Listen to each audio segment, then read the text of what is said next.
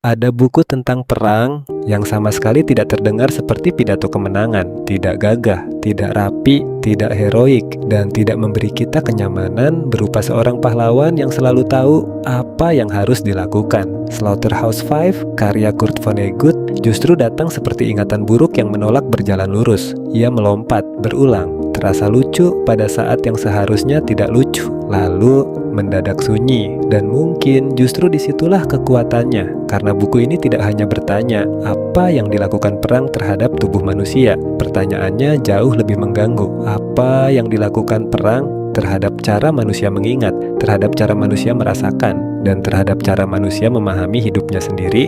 Di pusat kegelisahan itu ada Billy Pilgrim, seorang manusia yang digambarkan terlepas dari waktu tunggal. Billy tidak menjalani hidup seperti kita membalik halaman kalender. Hari ini, besok, lalu lusa. Tidak. Ia terlempar dari satu fragmen ke fragmen lain, dari masa lalu menuju masa depan, lalu kembali lagi, tanpa izin, tanpa kendali. Secara harfiah, novel ini memberi kita penjelasan yang aneh dan fantastis, tetapi secara psikologis, kita dapat membacanya sebagai sesuatu yang sangat manusiawi, karena trauma seringkali tidak datang sebagai cerita yang tertata. Trauma tidak selalu mengetuk pintu dan berkata, "Aku datang dari masa lalu." Kadang ia muncul sebagai mimpi, sebagai suara, sebagai tempat, sebagai sensasi di tubuh, sebagai ketakutan yang datang tanpa penjelasan. Dan tiba-tiba sesuatu yang sudah bertahun-tahun berlalu terasa seperti sedang terjadi sekarang. Masa lalu mungkin sudah selesai di kalender, tetapi belum tentu selesai di dalam diri. Dan karena itulah Billy terasa begitu dekat dengan zaman kita. Tidak semua anak muda pernah berada di medan perang, tetapi banyak yang hidup di tengah bentuk kekacauan yang lain. Tekanan ekonomi, kehilangan, konflik keluarga, bencana, kekerasan, kecemasan tentang masa depan, dan arus kabar buruk yang seolah tidak pernah berhenti. Ada orang yang tubuhnya berada di hari ini, tetapi pikirannya masih terperangkap dalam kemarin. Ada yang terus hidup di masa depan, membayangkan segala kemungkinan buruk sampai tidak mampu hadir pada detik ini. Dan ada pula yang akhirnya menjadi mati rasa, bukan karena tidak peduli, tetapi karena terlalu banyak hal terasa terlalu berat untuk dirasakan sekaligus. Disinilah pembicaraan tentang penyembuhan trauma perlu menjadi lebih jujur. Berdamai dengan masa lalu bukan berarti menyukai apa yang terjadi, bukan berarti memaafkan semua orang, bukan pula berpura-pura bahwa luka itu tidak penting. Berdamai dapat berarti mengatakan, "Ya, ini benar-benar terjadi, ini menyakitiku, ini mengubah sebagian dari diriku. Tetapi sekarang, perlahan, aku ingin merebut kembali kemampuan untuk memilih responsku hari ini." Masa lalu mungkin akan selalu menjadi bagian dari cerita kita, tetapi masa lalu tidak harus menjadi satu-satunya penulis masa depan kita. Lalu datanglah gagasan Ralph Amadorian tentang waktu. Semua momen dalam pandangan mereka seakan sudah ada. Masa lalu ada, masa kini ada, masa depan juga sudah ada. Kematian hanyalah satu keadaan di antara keadaan yang lain. Dan dari sinilah lahir frasa yang terus berulang, "So it goes." Maka begitulah adanya. Kematian terjadi, kehancuran terjadi, hidup berjalan.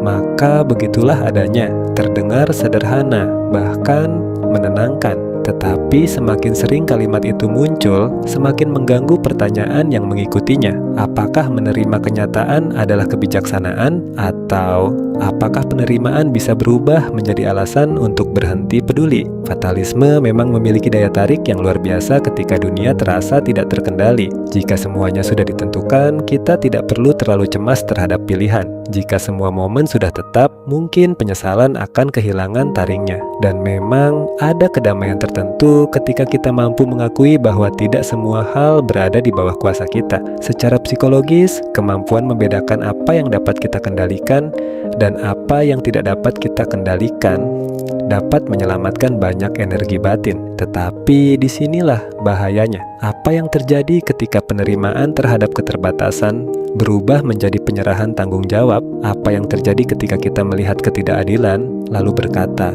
"Maka begitulah adanya." Ketika seseorang menderita, lalu kita berkata, memang sudah takdirnya. Ketika dunia rusak, lalu kita memutuskan bahwa tidak ada gunanya mencoba memperbaikinya. Apakah itu kedamaian atau hanya apatisme yang mengenakan pakaian kebijaksanaan? Sebagai karya postmodern, Slaughterhouse-Five menolak kenyamanan cerita yang lurus. Bentuknya yang terfragmentasi bukan sekadar gaya agar terlihat unik. Struktur itu membuat kita kehilangan pijakan. Kita dipaksa mengalami ketidakstabilan.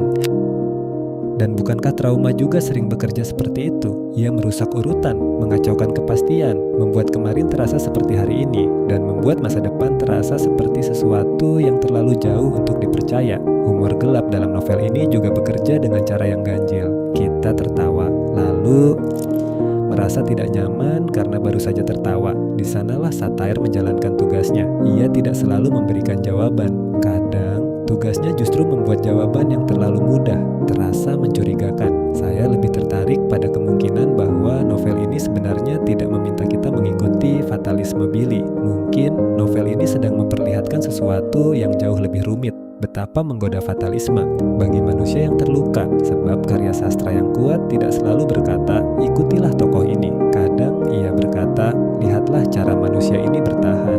Lalu tanyakan, berapa harga yang harus ia bayar untuk bisa bertahan seperti itu? Billy dapat mengundang empati tanpa harus menjadi teladan bagi semua keputusan hidup. Kita dapat memahami kebutuhan seseorang untuk melarikan diri dari rasa sakit, sekaligus menyadari bahwa penyembuhan membutuhkan lebih dari sekadar pelarian. Memahami bukan berarti membenarkan semuanya, dan mengkritik bukan berarti kehilangan belas kasih. Untuk kalian yang merasa hidup seperti pecahan adegan, yang hari ini tampak baik-baik saja lalu besok tiba-tiba kembali dihantam ingatan lama, novel ini menawarkan sebuah cermin, bukan resep. Pemulihan tidak selalu bergerak lurus. Ada hari ketika kita merasa sudah berjalan sangat jauh, lalu satu suara, satu tempat, satu nama, satu kehilangan membuat kita merasa seolah kembali ke titik awal. Tetapi dengarkan baik-baik, kembali merasakan sakit tidak selalu berarti seluruh perjalanan kalian sia-sia. Hidup yang utuh bukan hidup tanpa retakan. Keutuhan dapat tumbuh ketika kita berani melihat retakan itu, memberi nama pada rasa sakit, mencari dukungan yang tepat, dan tetap membangun hubungan dengan dunia yang ada sekarang. Tetapi jangan biarkan gagasan penerimaan mencuri daya juang kalian. Ada perbedaan yang sangat besar antara berkata, ini telah terjadi, dan berkata, karena ini telah terjadi, tidak ada lagi yang perlu dilakukan. Kalimat pertama dapat membuka jalan menuju kedewasaan. Kalimat kedua dapat mengunci pintu perubahan. Kita membutuhkan kebijaksanaan untuk menerima keterbatasan, tetapi kita juga membutuhkan keberanian untuk menolak ketidakadilan. Kita membutuhkan belas kasih kepada diri yang pernah terluka, tetapi kita juga membutuhkan tanggung jawab agar luka itu tidak diwariskan menjadi luka bagi orang lain. Mungkin itulah sebabnya Slaughterhouse-Five tetap penting. Buku ini tidak memberi kita dunia yang mudah dipahami. Ia memberi kita kekacauan, humor, kesedihan, fantasi, dan sebuah pertanyaan besar. Apakah manusia sungguh bebas? Ketika sejarah terus menyeretnya, lalu novel ini membiarkan kita berdiri di tengah semua itu, tanpa jawaban yang nyaman. Nilai terbesarnya bukan terletak pada jawaban bahwa segala sesuatu sudah ditentukan. Nilainya justru muncul ketika kita berani berdebat dengan jawaban tersebut. Karena pada akhirnya mungkin kita memang tidak dapat memilih semua yang terjadi kepada kita. Kita tidak dapat menghapus masa lalu hanya dengan menginginkannya. Kita tidak dapat kembali ke waktu sebelumnya dan menyelamatkan semua yang telah hilang. Tetapi selama masih ada ruang untuk kesadaran, untuk hubungan, untuk pertolongan, untuk keberanian, dan untuk tindakan moral, kita belum sepenuhnya menjadi tawanan waktu. Maka ketika hidup berkata, maka begitulah adanya. Kita boleh menjawab, ya, ini telah terjadi. Aku tidak dapat mengubah kenyataan bahwa ini pernah terjadi. Tetapi apa yang kulakukan setelah ini masih memiliki arti. Dan mungkin disitulah manusia menemukan martabatnya. Bukan dengan menguasai seluruh takdir. Bukan dengan berpura-pura bahwa rasa sakit tidak pernah ada. Tetapi dengan tetap memilih untuk menjadi manusia di tengah dunia yang berkali-kali mencoba membuatnya mati rasa. Pembatas, jika kalian mencari novel yang hanya ingin menghibur, buku ini mungkin akan mengganggu kalian.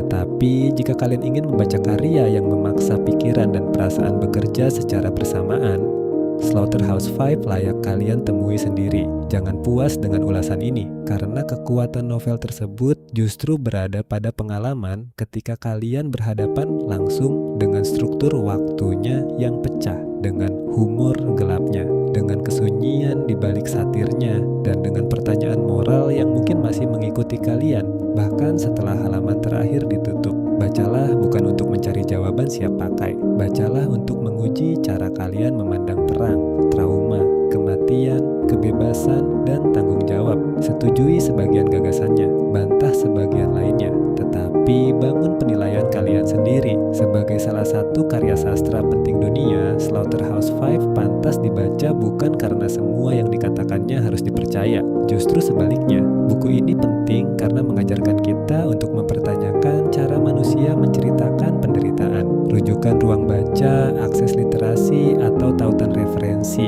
digital buku ini sudah disematkan di kolom deskripsi video untuk mempermudah kalian mendapatkan bukunya. Temui bukunya secara langsung, masuki kekacauan waktunya, dengarkan kesunyian di balik humornya, lalu putuskan sendiri. Ketika dunia terasa absurd, ketika hidup tidak